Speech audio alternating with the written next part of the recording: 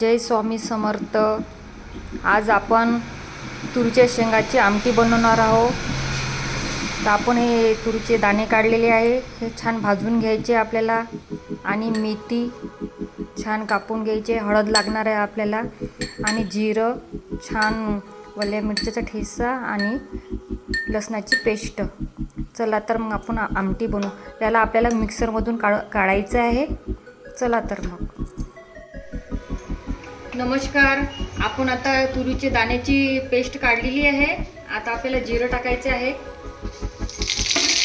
छान आपलं जिरं झालेलं आहे। त्याच्यानंतर आपल्याला लसणाची पेस्ट टाकायची आहे। बघा, छान आपली पेस्ट पण झालेली आहे। त्याच्यानंतर आपल्याला ठेचा टाकायचा आहे। छान आपला ठेचा पण सुद्धा झालेला आहे। याच्यामध्ये आपल्याला मेथी टाकायची आहे। मेथी थोडी उडायची आपल्याला। परत मेथी छान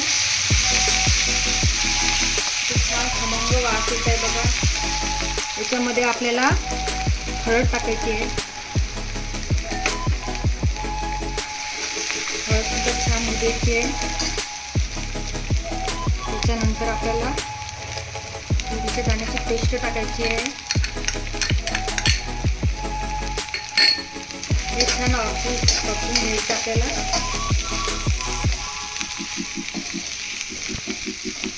छान हे परतून घ्यायचे। खूप छान कलर आला बघा आपल्या आमटीला।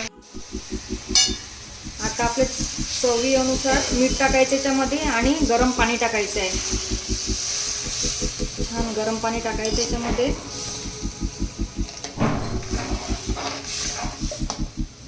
गरम पाणी टाकून झालेलं आहे। त्याला शिजू द्यायचे आपल्याला आणि चवीनुसार मीठ टाकायचं आपल्याला।